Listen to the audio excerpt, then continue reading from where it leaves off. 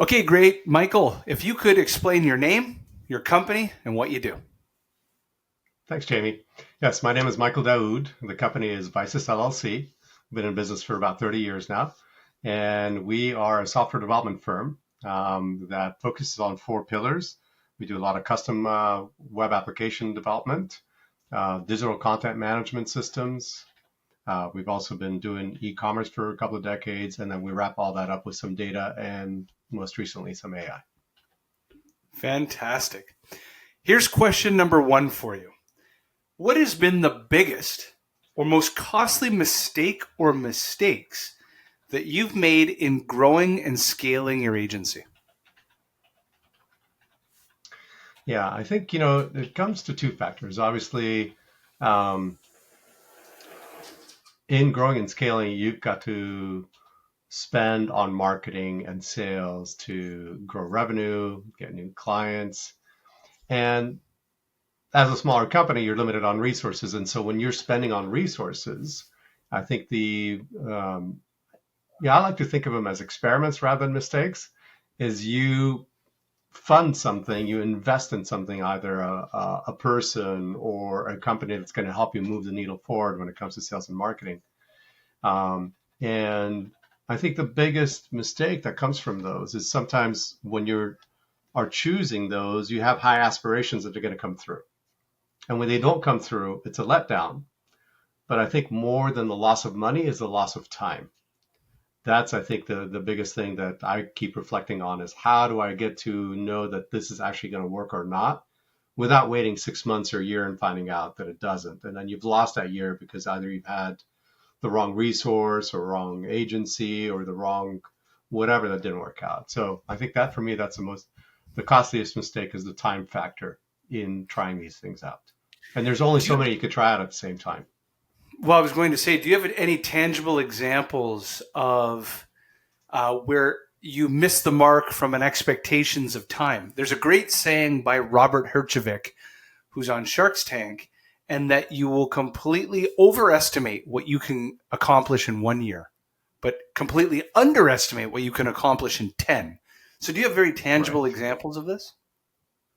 Sure. I mean, one that comes to mind is we've been leveraging agencies that help us with email marketing campaigns, right? And like all things marketing, everyone's answer is it takes time. And so we invested quite heavily in one um, that seemed to work at the beginning. It was great. We paused it and then we start up again. And then we went through for another 6 months or so, and there were no results from it at all. And it was like one of those things that I said, okay, what could we have done differently to know that this is not going to work? And I think I had a call earlier with another colleague of ours in Collective 54, Dan Morris. And he mentioned something about patience. And I think as founders and all that stuff, when you're trying something new, you kind of are patient and say, well, I shouldn't be hurrying the results. And it's that fine line of, okay, that's an example of like, at what point do you say, okay, I've given this enough. That's not working. I need to try a new track. And so I think that for me is a tangible example. We're about to kind of dive into that again with another company that we're trying to get to help us with lead generation through email marketing and LinkedIn and phone. Is how much time do we give it to say this is working or not? Is that helpful, Jamie? Fantastic. No, that's fantastic. I appreciate it. Awesome. So, Wesley Matthews, my company is called Stealth Consulting, formerly High Level Marketing. That's a company I started and sold. But currently, the problem we're solving is, when entrepreneurial companies hire agencies, a lot of times they don't know what they're getting in return, so they spend thousands and thousands of dollars, yet they have no idea what they're getting, or they hire a bad marketing person. They have no idea what they're doing. They can't give them a strategy. We come in at a fractional level and solve all of those problems from a strategic standpoint and an execution standpoint.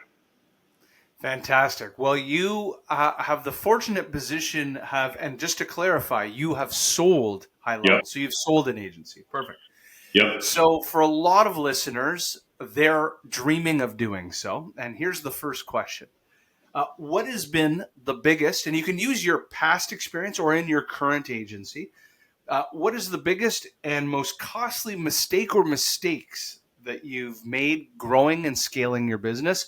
And maybe you can cover both, because talk about it almost from due diligence in selling an agency, what you uncovered as grave mistakes that you made that you kind of had to battle back and forth during due diligence, and then also maybe in your new agency.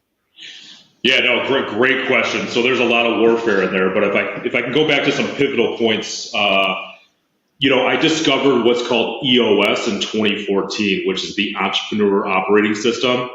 I wouldn't change my path for anything, but the reality is I wish I would have found that sooner. So EOS really transformed my personal life, but it also transformed my business. So getting my arms around a framework, I'm a cheerleader for EOS, but pick a framework and stick to something, because up until that point, it was organizational chaos. I think the other costly mistake for me is, as a visionary entrepreneur, I have the tendency to fall in love with everybody quickly, meaning people that I'm interviewing, people that want to be part of the company. The reality is, hire very slow and fire fast, and potentially get out of the way if that's not your strong suit. I had to get out of that process in my company, because when people are applying and showing up to your company, it's an interview. And, if you're a visionary and you have a lot of passion for your company, sometimes things get a little bit distorted and you can kind of project yourself onto that individual. So for me, that was a very costly lesson on get better people into interview. And then your point about, kind of the due diligence process is, I was fortunate to create a reoccurring revenue model.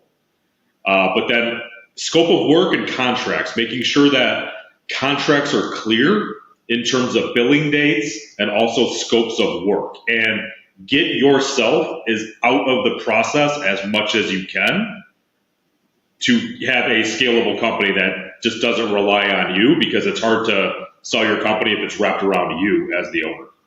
Travis Carey, company is Carey & Co. We started out as a small accounting firm, but now we are in human resources and executive management, all serving the not-for-profit sector. Fantastic. Okay, question number 1. What has been the biggest or most costly mistake that you've made, or these could be mistakes that you've made either with your current agency and business or in the past as you scaled the business?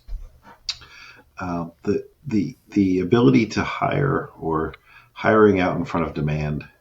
A few times we went out on a limb to try to get the best talent, and that costs a lot of money sometimes. But I think those were short-term pain. I would say it was a big mistake at the time, but in the long run, it kind of did even out. So I think it's okay. But I think knowing when to hire or when to balance, and I think our friend Greg tells us to sell out in front of demand and then hire like crazy, right? But there's some quality issues there. So I think that's the biggest thing for us. If you were to give guidance to those listening, what particular roles were you hiring out front of demand that became a choke point? It was killing maybe it was cost to customer acquisition or gross margins in that short to medium term. But you knew you needed to do it because there would be such a bottleneck upon onboarding that next customer if you didn't do it. What were those roles? So the roles for us were primarily the mid-tier finance roles, like your controller, your financial planning and analysis, those types of people, because they're you can hire CFOs. They're a little bit more fast on the uptake. They'll help you with sales. They'll help you. They're a little more sophisticated. You can hire some bookkeepers and they're low cost, but that middle tier, getting them out in front of things and getting them trained and ready and having them available to clients is an expensive proposition when they're sitting on the bench.